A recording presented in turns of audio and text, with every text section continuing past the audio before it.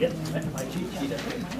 As we get going here in this again, I got my scribble up here that hopefully you're getting a little more familiar with. But one of the challenges as you go through this and read it, at least for me, is I read through it and I read through it and I read through it before and I kind of know the story, and I said, you get kind of numb to, okay, oh yeah, that's the way it is. And you really don't grasp the perspective of things till you can kind of put yourself on the ground.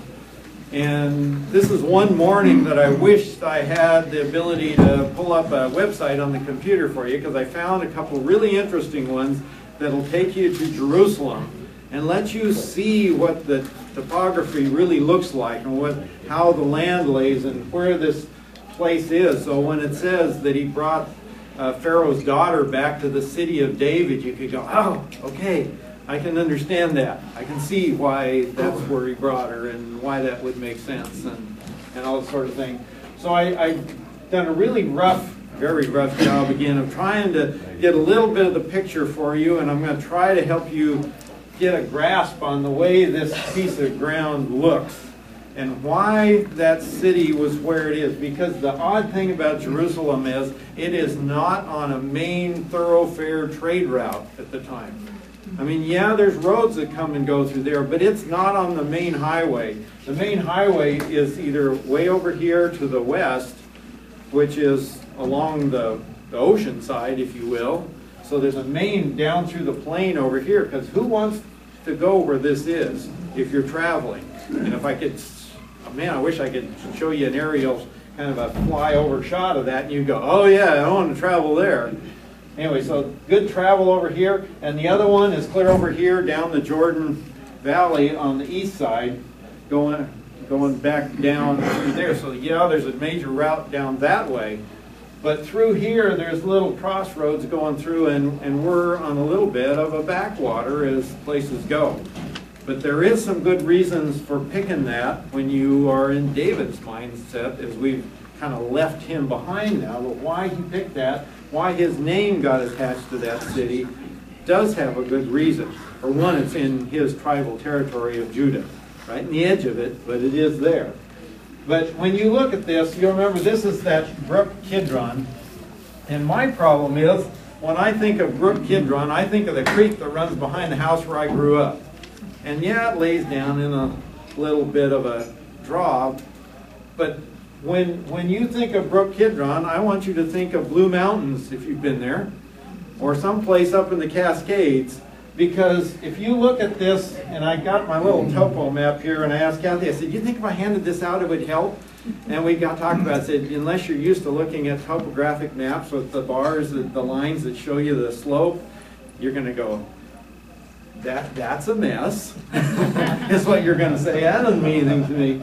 But what you would see right in here is that the topographic lines are really close together. My uncle, who was a great outdoorsman, tells me that those lines, what they tell you when you look at a topo map, is the spacing of the lines tells you how quick it is between your breaths. If they're way far apart, you'll be breathing real slow. If they're close together, so that's what those lines tell you. Okay. What you would see is this is steep. It's probably 60-degree slopes right there. And a shot of this part of the city of David area right here, modern today, those houses are stacked up one on top of the other. I mean, it is steep, steep country. And when this was back in David's time, there were no houses on this little stretch here. There was a little fortified deal that stuck out from the wall right there that went down to the spring of Gihon and protected and guarded that spring. So that stuck out. The other was a 60-degree slope up with a wall on top of it. And that wall then goes right around this point, and there's the Kidron here, and the other valley, the main valley, is over here. But there's a little draw that goes right back up behind there and leaves that on a point that kind of makes this little finger of ground there. This thing today goes up in here, and it's almost completely filled with rubble and everything over the centuries. And in fact, they say, I think the western wall sits right up about here. Isn't that right, Pastor? In that Pretty close. Right up in there. And they say a good portion of the old wall is way down underneath ground level now, because they filled that ravine in, and it's almost level down through there. But it was a big ravine in David's day, and that wall sat right up on top of the thing. So this became the city of David here. And you always puzzle me that Hezekiah's tunnel wanders around down through here and comes out way down here in this pool. And how can they do that? Because it's like this.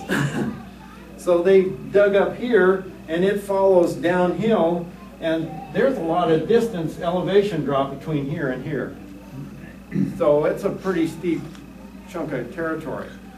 Why does that mean? Why would I say you wouldn't want to have a main freeway through there? Because the trip down out of Jerusalem, across the Kidron, and up the Mount of Olives is a ridge really that lies right here. And the road came and zigzagged up and around and took off down the ridge here. And when you take a look down through there, it's like looking down through the glade, only steep. There's a bunch of ravines and stuff, and so I would guess that the trip through that country is down this hill, up that hill, down this hill, up that hill, lots of switchbacks, and exhausting travel. So that is rugged territory. And by the way, I drew this out. This is probably the greater extent of the city under Hezekiah's day, where the wall was extended out. And the Mount Zion is here. The one that takes the name, and eventually the whole city became referred to as Mount Zion.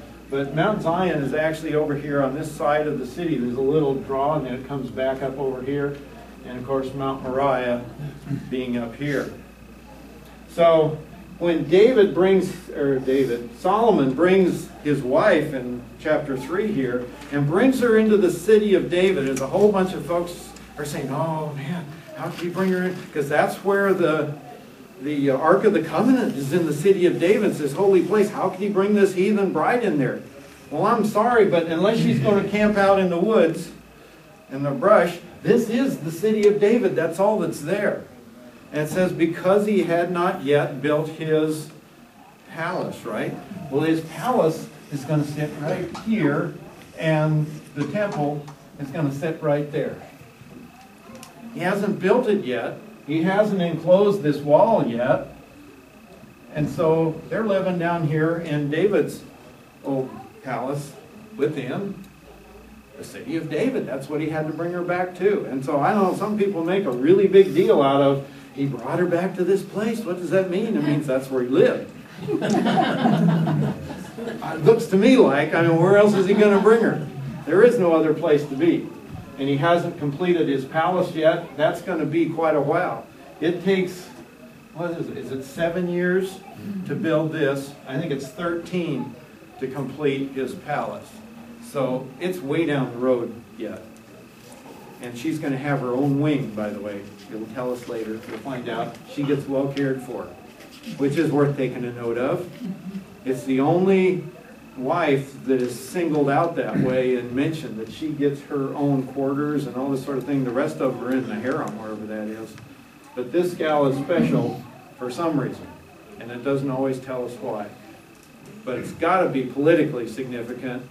One of the most politically significant countries out there it's been either Babylon over this way in the Tigris-Euphrates river valleys, or it's down here in Egypt. Those are where the powerhouses have lain over a long chunk of history. So to have this connection between Israel and Egypt is significant politically, if not for other reasons. So there we are. That's where we are today. We have brought the princess back, and she has taken up residence.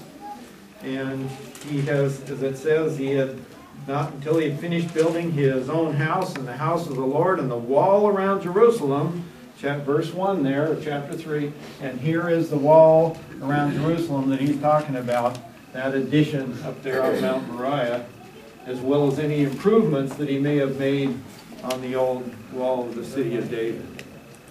So that's where we are. And it mentions that people were still sacrificing on the high places because there was no house built for the name of the Lord until those days.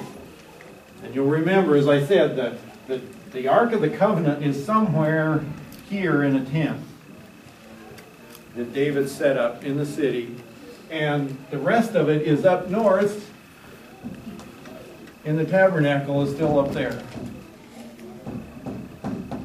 And it's got everything, the tent, and everything in it except for the Ark of the Covenant is in Jerusalem. So it's split two places, and people are worshiping and sacrificing in these high places that may actually have been there because that's where people worshiped their pagan gods before, and Israel has adopted those locations. If not, yes, at least at this point, their religion. And then it tells us a little bit about Solomon in verse 3, and this is another little interesting event that happens in Solomon's experience. So let's just read through about verse 9 there. It says, "Now Solomon loved the Lord, walking in the statutes of his father David, except he sacrificed and burned incense on the high places. And the king went to Gibeon to sacrifice there, for that was the great high place. Solomon offered 1,000 burnt offerings on that altar. In Gibeon the Lord appeared to Solomon in a dream at night, and God said, 'Ask what you wish me to give you.' Then Solomon said, 'Thou hast shown great loving kindness to thy servant David my father, according as he walked before thee in truth and righteousness and uprightness of heart toward thee. And thou hast reserved for him this great loving kindness, that thou hast given him a son to sit on his throne, as it is this day. And now, O Lord my God, thou hast made thy servant king in the place of my father David, yet I am but a little child, and do not know how to go out or come in. And thy servant is in the midst of thy people, which thou hast chosen, a great people who cannot be numbered or counted for multitude. So give thy servant an understanding heart to judge thy people, to discern between good and evil, for who is able to judge this great people of thine?'" And let's just stick your finger there, flip over to, if you would, to 2 Chronicles, because it has the parallel account there that gives us just a slightly different angle on it. Oops, 2 Chronicles. In chapter 1.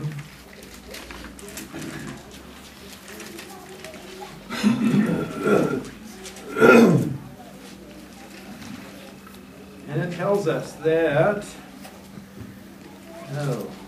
here we go. Let's look at verse 3 of chapter 1. "Then Solomon and all the assembly with him went to the high place which was at Gibeon, for God's tent of meeting was there, which Moses, the servant of the Lord, had made in the wilderness.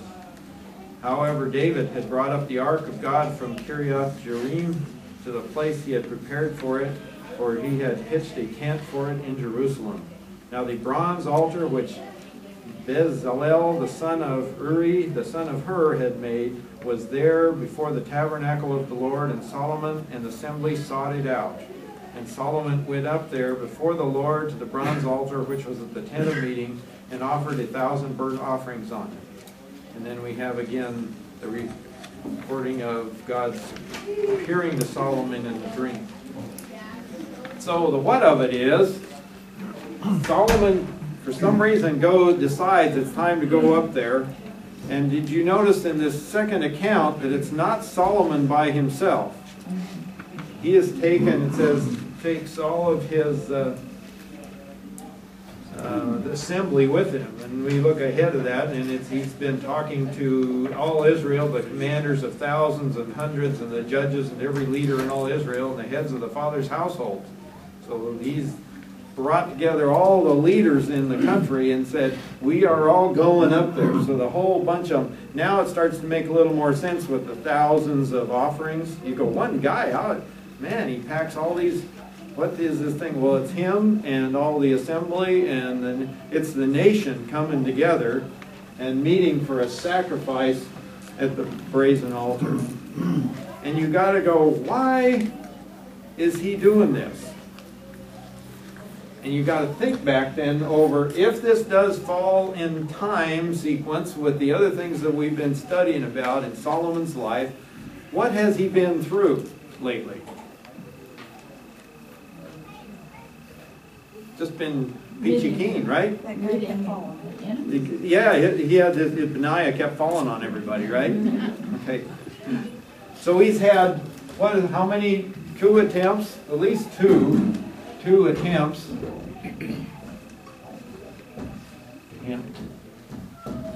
To usurp the throne. I can't even spell it. There's been 2 tries to dump him as king. And those were done innocently, not knowing what was going on, right? Now, this we've seen, when you go back and look at the first book of Chronicles and everything else, David had hauled everybody, and there was a big conversation about who was going to be king. So in the midst of David already saying Solomon's the guy and pointing it out to everybody, we still have 2 big attempts. Plus we had, related to those, we had all the troublemakers that had to be dealt with. The ones that were involved in that, the ones that were previous problems for David, that he says, you need to deal with, Solomon, you need to take care of those guys.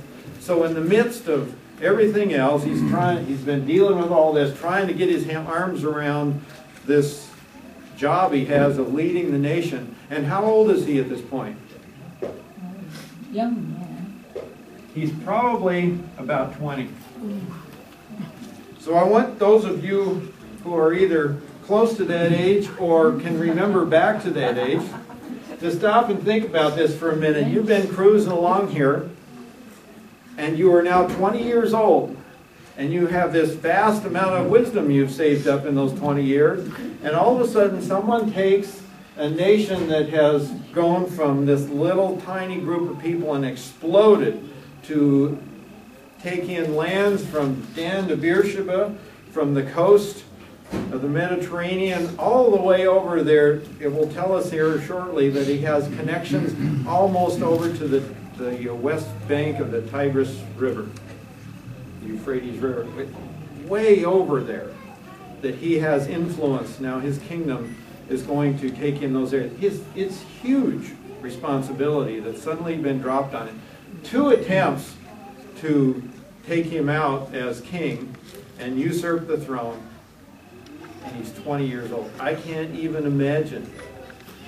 I was trying to think back. I was sitting in Pullman trying to understand calculus or something. I can't remember. And that was about as complicated a life as I could handle at that age. And I'm thinking, this guy, he gets this whole thing dropped on him, and his father David saying, you are God's guy. You're the one that's going to rule this country. And all of a sudden it starts to make sense. What if you are, as it says, if you love the Lord, as it says he did, said he loved the Lord, he wanted to walk in the statutes of his father. Well, what would the statutes of his father tell him that he needs to do? Worship the Lord. Seek the Lord with all your heart. You have to seek the Lord. You have to worship the Lord. And one of the things that you need to do at the altar is offer sacrifice for sin. And things have been kind of topsy-turvy in the priestly world lately, because half of the a key part of things are here. The rest of the folks are up there. The priesthood's been in disarray. We've had one priest that we've had to exile. So things are upside down, and it's time to get us all back and get us focused. And I really think he knew. Maybe God's given him wisdom even before you ask. Have you heard a passage, something about that, that God knows what you need? And when you're about his business, he'll provide, even before you know what to ask for, that we have an advocate that's telling us, and I think I see a flicker of what he's going to be asking for already here, and he says, you know, we all need to go up there. And we have to offer these sacrifices. When I look at what's going on in my life, I'm looking at what's going on in the life of our country. We need to show up in front of the brazen altar, folks. And I think he packed them all up there very intentionally to refocus their attention on who we serve and who we follow and what kind of life we need to be living. And he's taken them up to the brazen altar to do that job. So while he's up there, then we have this really interesting dream. And God seems to have spoken to a number of his important people through these dream visions, if you will. And God comes to him and says, now thinking about all this stuff, and says, what do you want? That's like the genie popping out of the bottle thing you always have in the little stories, right? You have 3 wishes. Well, he just does, he doesn't even say you just got 3 wishes. He says, Solomon, what can I do for you? Wow, how would you answer that when you're 20? Facing all this kind of stuff. Well, let's see. Man, it'd be nice to have, you know, I was over at such and such's kingdom. He has this really cool chariot. I'd love to have a chariot. His brothers would have said, you know, we had the coach and the runners, and you know, that's what their focus was on. It would have been easy to say, you know, I'd like to be able to show Adonijah up just a little bit, Lord. Wow. The first thing out of his mouth is not about him. It's not even about his father, though it's roughly about his father. Did you catch what the first things out of his mouth are? This really is impressive. A 20-year-old, I still can't, I know, they grew up faster in those days. In some parts of the world they still do, which is scary in itself, because that they have to start dealing with the responsibilities of life that young. But 20 years old, and he says, read this so I can get it right. It says, thou hast shown great loving kindness. And the word loving kindness means, what's another word we would use for that? Tender mercy.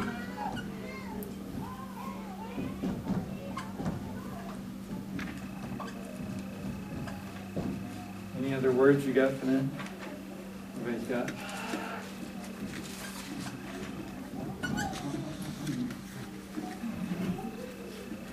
Meaning, he looks at life and he looked at all this stuff at 20 years of age and everything that's happened that he knows of his father's life and everything else. He says, Lord, you are obviously a God of grace. Why would he say that after having been at the brazen altar with 1,000 sacrifices? Why do you go to the altar, the brazen altar? When you put that sacrifice, what happens? It takes your sin. It takes your sin. You put your hand on it and say, Lord, this is what I have done, and I recognize it as sin, and I place it on this animal that is about to die for my sin and take my sin away. If that doesn't make you focus on this, he said, God, I realize that you have shown grace to my father and to me. He recognizes right off the bat what kind of a God he has, and his first words to me look like worship and praise to God. And God says, what do you want? And he says, Lord, thank you. That's what it looks to me like. Isn't that what he's saying? Thou hast shown great grace, loving kindness, tender mercy to thy servant David my father, according as he walked before thee in truth and righteousness and uprightness of heart toward thee. How can he say that? Wait a minute, we studied David. How can he say... Is this the David I remember reading about, according as he walked truth and righteousness and uprightness of heart with my mother Bathsheba? How can he say that? Amazing. He says, before thee, my father, how can he say that? Because his father went to the same brazen altar that he did. And he understood, amazingly, people want to know, did people in the Old Testament understand the cross? This says they did. Because how else can he say that about his father? Because he knows who his mother is. He's got to know the story. That's how he knows God gave David tender mercy. Yeah. He says, you have poured grace out on my father, and your pour grace is shown, or your pouring out grace is shown that my father was upright and righteous of heart toward thee. And thou hast reserved for him this great grace, loving kindness, that thou hast given him a son to sit on his throne as it is to this day. What did he just say in that fancy words? By the grace of God, I stand here before you at 20 years old, the king of this. I didn't get here because I was smarter than Adonijah. I didn't get here because I was smarter than Absalom. I got here, the only way a 20-year-old guy gets this dumped in his lap is because you gave it to me, God. And it is a sign of your grace, not only to me, but to my father, because you promised him. I don't think I earned it or deserved it. I got it because you promised my dad. Wow, that's impressive. 20 years old. He's looking at himself and saying, I don't deserve to be here. This is total grace that you gave me. And then where I think God's already been working on his heart and his mind. And he says, and now, O Lord my God, thou hast made thy servant king in place of my father David. Yet I am but a little child, and do not know how to go out or to come in. Okay, let me ask, how many of you, when you were 20, were wanting to call yourself a little child? And of course, some commentators take that and say, well, gee whiz, he must have been just 12 or 13 or 14 in those days. But if you start putting the pieces together, he had to be at least 20 or early 20s. Because when you look at it when he died and all these things. And he says, I am still wet behind the ears, as we say. Wow. Humility in a guy in that kind of position. This is the guy who is, remember, who's living in his house back here? Pharaoh's daughter. And we talked last time, how many daughters of Pharaoh have been married off to other kings? 0 up until now. No Pharaoh's daughters have ever been given. That was just not done. And here is this guy, he's 20 years old, got all this stuff that it might be a broken record, right? Now you put this together, he's got Pharaoh's daughter in his house, he's pulled off these great negotiating political deals. One reason why she might have been special is she symbolized where they came from and how far they came. Could be that they've come out of Egypt. Yeah, You know. they were slaves. Yeah, this is. It's interesting. I've been watching on the History Channel, excuse me, ancient Egypt and all that, and a lot of the daughters. I mean, they married within the family. They even married their own half brother. Right. They all stuck to. Right, they kept the clan together. Yeah. It was a real power thing to keep the power within the family. And of course they were looked at as being gods. The Pharaoh was the human persona of the sun god. That was who they were. And so he has every reason to say anything but that. And it really gives you a little peek inside the brain of Solomon that shows you how different he was from all the other brothers and all the folks around him and that we've been dealing with. This guy really understands who he is and why he's there. And it begins to explain why he was up there at Gibeon, why he was making all those sacrifices, because he understood that outside of the grace of God, he had not a leg to stand on, not a prayer. Makes you wonder where he learned all this. It does. Why didn't the other brothers get it? Right, was it his mother? Did David spend more time with him because he knew he was going to follow him? Yeah, it's really a puzzle, isn't it? David's songs were written. Right, he's dead now. Yeah. So, I mean, maybe he read and took to heart how blessed is a man who the Lord will not impute iniquity, Right. a man whose sin is covered. Maybe he was interested in his father's writings, whether there was face-to-face time or not. Apparently, those messages came through David, Right. either by writing or by personal tutelage. Yeah, it's really interesting that in that line you saw David was, remember one of David's titles that he gave himself right at the end of life in his little hymn? He was the sweet psalmist, remember? of Israel. One of the things that he was the psalmist and wrote songs and that sort of thing for a lot of the psalms were written for the temple worship and that sort of thing. And David turns this over to Solomon. And out of Solomon, we get the same thing. We talk about all these brothers. Look at the difference in Solomon's heart opposed to his brothers. His brothers were so intent on the power, and Solomon's heart is, thank you, God. Yeah. Totally different heart attitude. His brothers didn't catch. In fact, the last thing you read about is his brother was trying to take over the throne as well. You know, it really was mine. I could have had it, and I deserve at least Abishag over here. I mean, it was all focused inward about him. It was all about me. And this is just so totally, it's so easy to read through this and go, oh yeah, oh yeah, oh yeah. And to miss the heart of Solomon here as he starts his reign, which is all the more heartbreaking when you get to the end of his reign. Yes. To realize that a guy that started out so on track gets so off track by the end of his reign. And his reign really ends. One of the promises you'll never see is given right here. And that's why. Let's go on and read through it. So I'm back in 1 Kings chapter 3. And verse 9, he's asked for an understanding heart to judge thy people and to discern, this is really, discern between good and evil. For who is able to judge this great people of thine?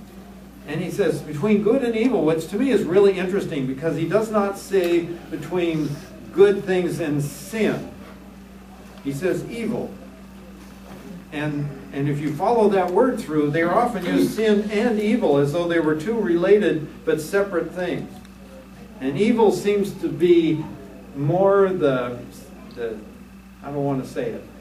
It's a thinking pattern that's attributed to the one who is the founder of evil, Satan himself, and he wants to distinguish between that which is holy and right, what is good intrinsically that is God's, and what is the worldview and the outside view, this subtle thing that sneaks in and infiltrates your mind.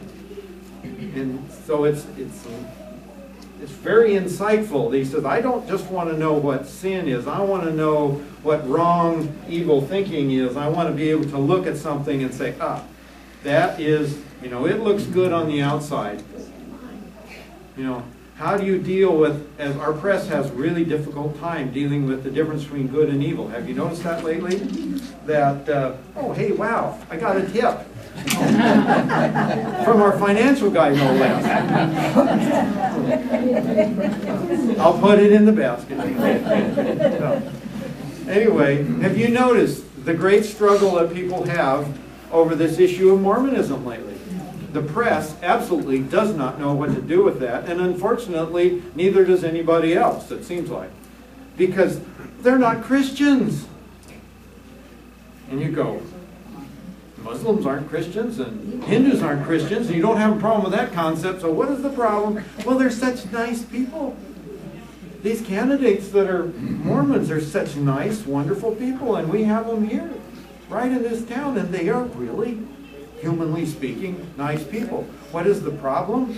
It is not necessarily sin, because we all sin, and they probably have the same weaknesses that we have. The problem is that their religion is evil. It tells you that you have to earn your salvation through your works. And God says, I have provided it right here. It's by grace. And that's what Solomon understood. I want to know this. I want to know what's good. I want to understand God's grace and His mercy. I don't want to get sucked up in that which is evil. Unfortunately, this is where he struggled. And that's what got him, because he got sucked off into things that were evil. They sounded good, they looked good, they were attractive, but they weren't of God. So he asked for that, to understand good and evil, because he realized that he has to, he didn't say just rule this people of thine. Did you notice what word he used there? He said to judge them. I thought that was really interesting. His job, you would think, is a political, he's supposed to be a leader and a people arranger, and you want a ruler, somebody can rule your people well and tell them what they ought to do. He says, I have to judge this people. And so as the king, as the leader, how many of you have thought about that leader as someone who has to judge? What's he got to judge?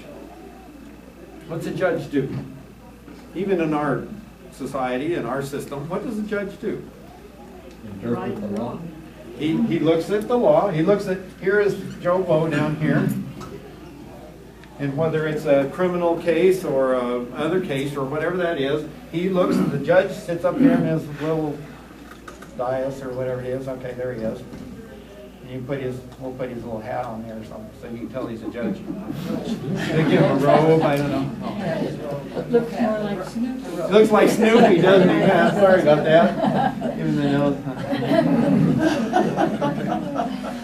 Okay, so we've got the judge up here, and he's looking at this guy that comes before him, and he brings this case before him, and this judge has to look at the facts, if you will, and he has to look at the law, and what's he have to do?